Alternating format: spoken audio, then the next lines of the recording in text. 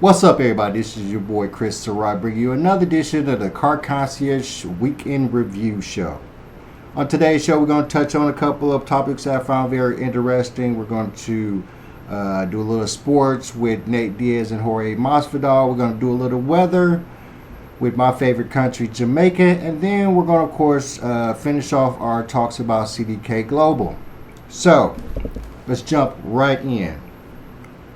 First up, there was a fantastic little fight that brewed this past weekend between my boy Nate Diaz and Jorge Masvidal over in Anaheim, California at the Honda Center.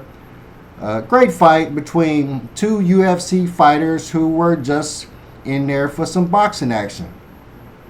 I was interested. I wanted to see how they fared when it was just toe-to-toe boxing, hand-to-hand.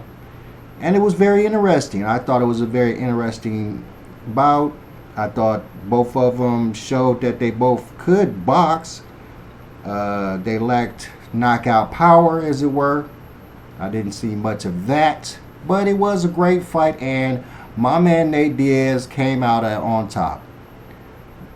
Good to see both of them back in action. I thought they'd both retired, so I did not plan to see either one of them fighting again. But it was good to see both of them fighting. I'm a big Nate Diaz fan. Met him before. Never met Jorge Masvidal, but they seem like great guys. Was a great fight. 10-round fight. A lot of back and forth, so I really enjoyed it. But yeah, it was great. Not any other exciting sports events this past weekend, but that was great to see.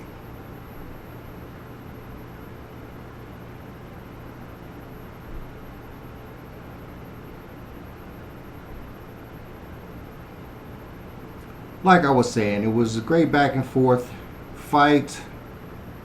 Nate got him a couple of good times. You could really tell Jorge Masvidal is not a boxer at heart, and you could tell that Nate definitely knows how to use his hands, but Jorge did get him a couple times. Y'all saw that one. So I thought it was a great fight. I really enjoyed it. The playfulness was there, so great fight. Great time was had by all, and Nate Diaz came out on top. So, shout out to Nate Diaz and Jorge Masvidal for putting out a great fight, okay? Next up, we're going to talk about weather.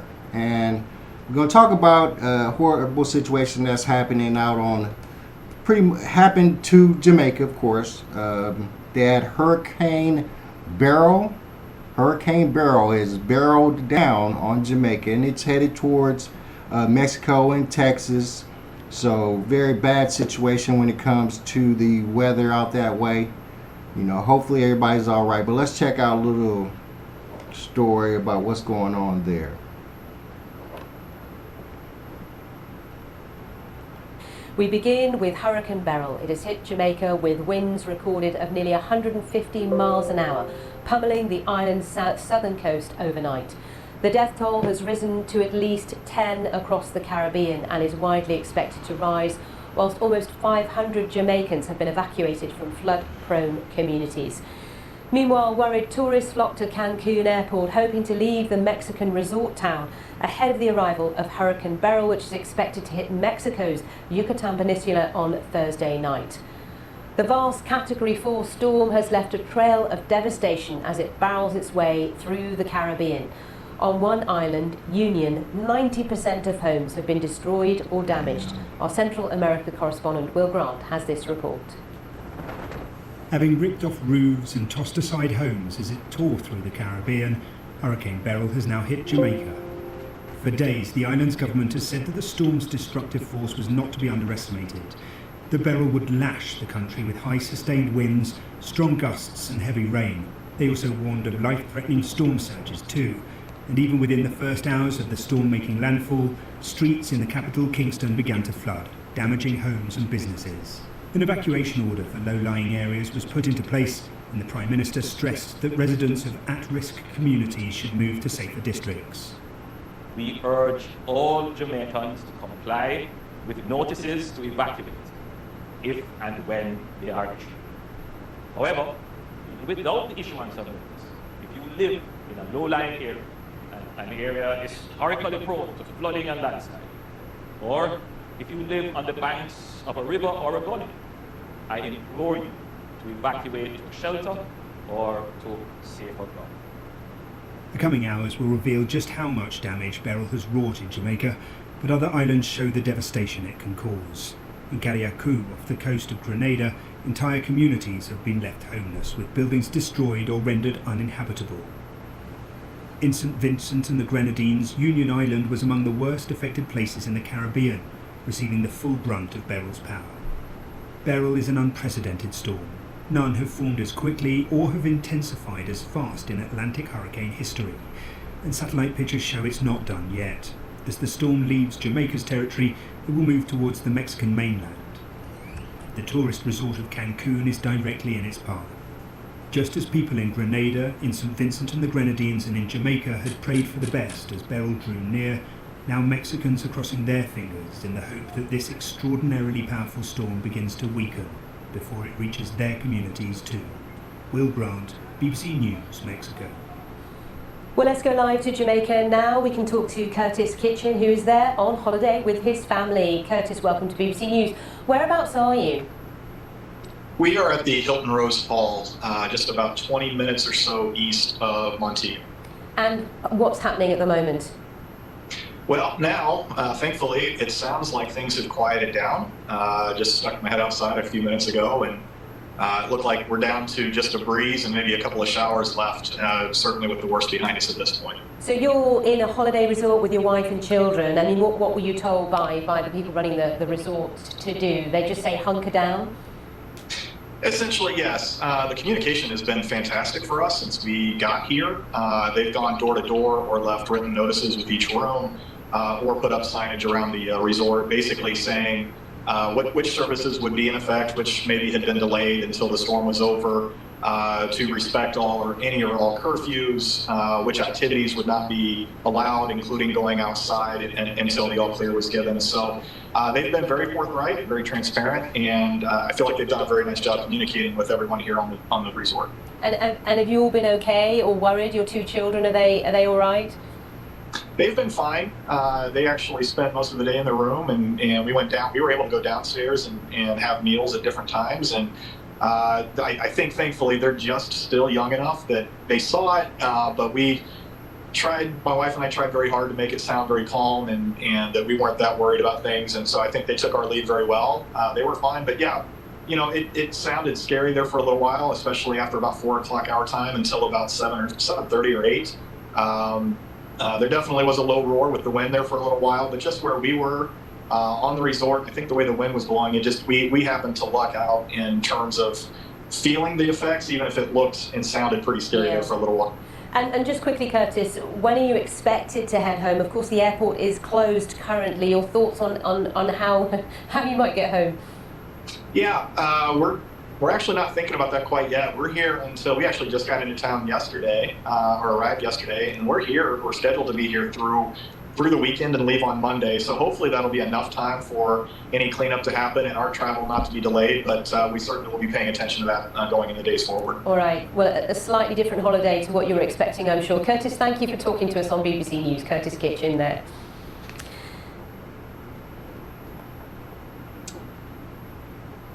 All right, so prayers out for those out in Jamaica after that. Prayers to the people out in Mexico that probably got hit over the weekend, and prayers for those people in Texas who are expecting Hurricane Beryl to hit their shores fairly soon.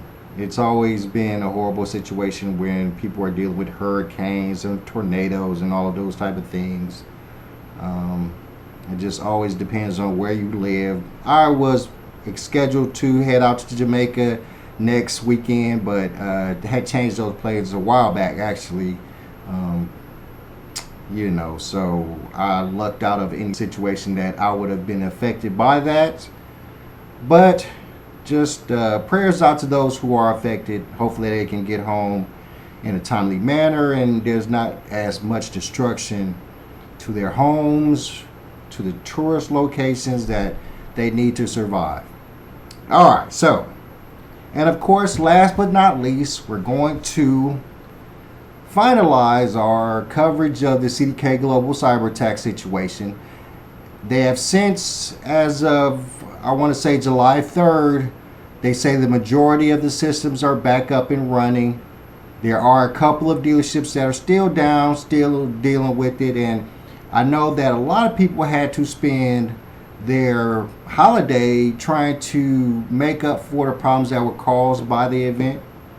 We're going to just real quickly, we're going to listen to Automotive News Daily Drive and listen to what these gentlemen have to say about it. And then we're going to read an editorial about cyber attacks when it comes to dealerships. So just real quickly, this is just some listening. So no pictures or anything. Just we're going to listen up really quickly.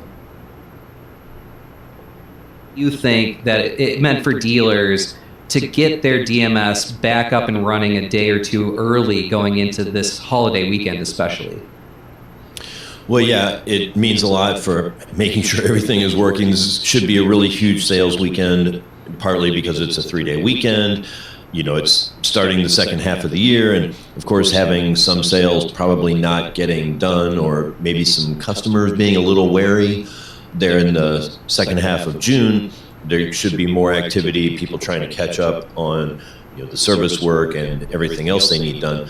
I think the really important thing is you think about if it didn't get up until late on the 3rd, a lot of people would have to be working on the holiday just to make sure that things are up and running. That, you know, there's this whole process. You know, you need to make sure you know what data is in, what data isn't. I mean, some people may end up working over the holiday and not just the holiday weekend anyway.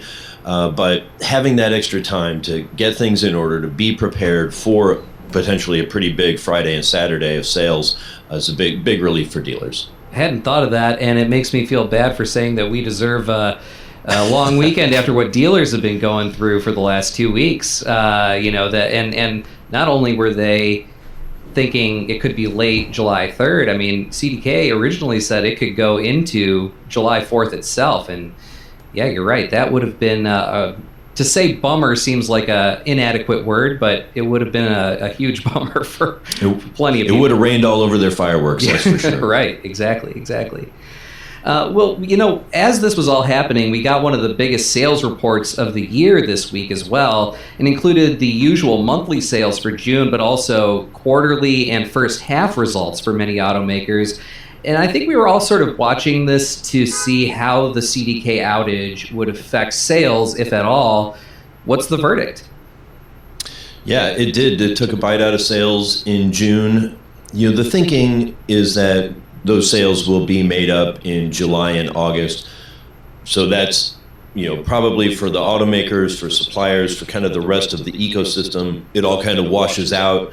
Maybe, you know, some results not as strong in the second quarter or the first half, and then benefiting the second half. But the bigger concern, at least on the retail side, right, is if to the extent that the outage hurt their service and parts business, which with some dealers it was significant, that could be business that is less likely to flow into the next month. You know, if somebody really needs a repair, if they need an oil change, and if they were going to go to the dealership, then maybe a good time to try one of the independents and go somewhere else, or find a dealership that didn't use CDK. So I think that's the bigger hit on the retailers. But overall, like the economy and all that should mostly wash out. But we'll have to see. You know, these cyber attacks and anything you talk about ransoms, that's not a good thing to have in your economy. The other thing I noticed in the sales reports is that, correct me if I'm wrong, but it seemed like maybe the impact on automakers, specific automakers, was a little uneven, at least what they were saying, that some automakers were saying it had little to no impact, except just making, you know, things inconvenient and life harder on their dealers, whereas others, I'll mention this in a second, but, you know, Antonio Filosa of Jeep said, yeah, there were impacts. So I'm curious what you think of that, the fact that some automakers saying it was significant, others saying it wasn't really that significant. Yeah, you know, it's so hard to tell. I do wonder if the DMSs are not evenly distributed among brands. We know the big public groups largely use CDK, but they do not have an even array of brands among themselves. So that could have been a factor to it. And of course, it's the underlying growth maybe that was there that would have been there with or without it. Especially with these companies that report only quarterly, they're running for 10 weeks, everything's fine. 2 weeks get a little bunched up, but maybe they were far enough ahead that they could absorb that. All right, so just checking out the Daily Drive as they speak about the end of the CDK Global cyber attack and the impact that will continue to be felt. I personally think that the biggest impact will be with the sales, particularly the service departments. They had a major hit. Like he was saying, there was people that would Stanley have gotten their oil changes done, but they couldn't get their oil changes done at the dealerships that their Stanley go to. The situations where a lot of their parts were entered to the DMS system, so they couldn't get parts to repair vehicles. So timelines on repairing vehicles was messed up, not only for the dealership, but for entities outside of dealerships like collision centers and other locations. Even mom and pop repair shops that don't have CDK were dealing with problems because they rely on the dealerships to get their parts to repair the vehicles that they have at their shops. So the impact was felt massively, I think. I think a lot of companies are going to be in denial of how much it affected them. And I think a lot of companies don't really know how much it's affected them because they haven't, analyzed it to the point where they could see the loss or gains, or major loss really, of not having their DMS systems up and running. All the additional labor hours that they're going to need to shell out to people to, input those sales or those services that were done when the systems were down. That is going to be a cost that they're going to have to endure, because they're going to definitely need people to do that. So I wouldn't be surprised if there were people that worked over the holiday weekend on the 4th or any of those times to fill in the gap of, getting their systems back to normal.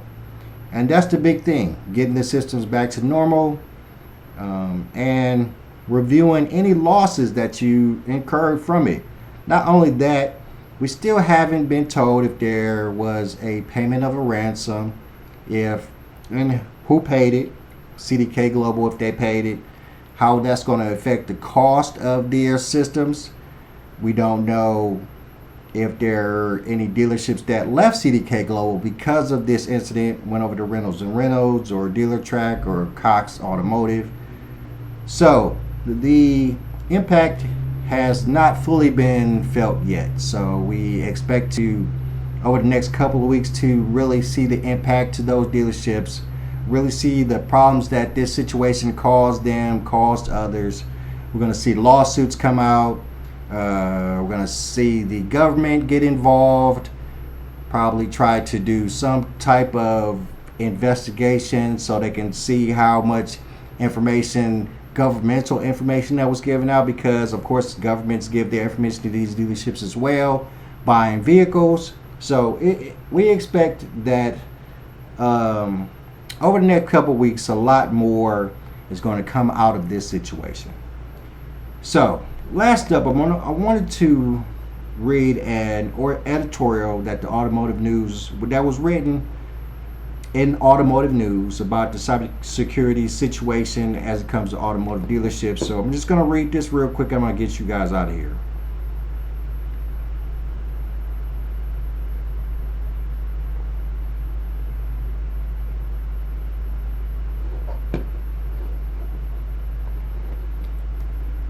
All right. Cybersecurity needs to be taken more seriously. This was written July 6th. It was yesterday. It says, to the editor, relying on government to solve the cybercrime issue is akin to thinking that police can and should prevent day-to-day crime. Just as it is common sense to lock your doors at home, businesses must also adopt common cybersecurity practices which can greatly minimize the risk, impact, and recovery time when a cyber incident occurs. We encounter many companies that think of cybersecurity the same way today as 10 or 20 years ago. They think of security as a set it and forget it and fail to adapt systems, processes, and budgets to match current day threats.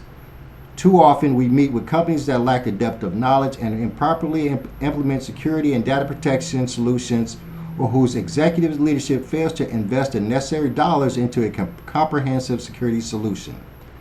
The combination of hubris, it'll never happen to us, budget, that's too much for cybersecurity, and not knowing the question to ask, how easy, quickly can we recover, and what's our liability if we are breached, is a perfect storm. The fact is, most businesses cannot afford to not take cybersecurity more seriously. It just takes being willing to peer into the IT black box, ask hard questions, and understand that the cost of doing things the same way or doing nothing could potentially be the very existence of your business. Written by Travis Grunke, COO of Ashton Technology Solutions. All right, so now,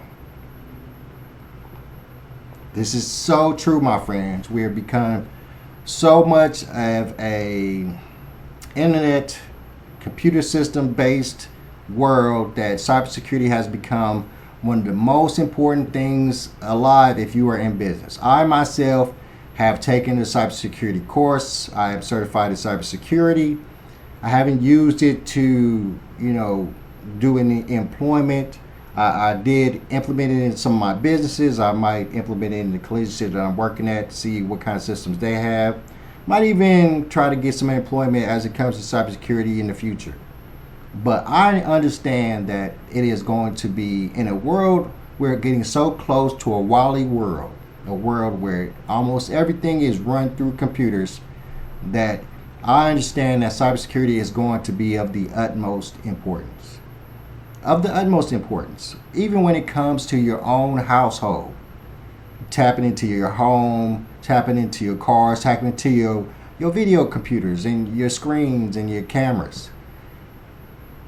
We live in a digital world where the access to anything that you do on the computer system is open wide. That's why VPNs are so big now. So, please, my friends, if you are in any kind of tech situation, tech world, believe that cybersecurity is the way. Believe that if you need cybersecurity, you should reach out for it. Specifically in business. All kinds of businesses are being taken down on a daily basis by cyber attacks. And you could be next. All right, I'm your boy Chris C. Pup Surratt.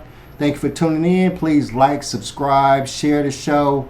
Hit me with any messages or questions. And help me out to make it a better show. And I'm out. Peace.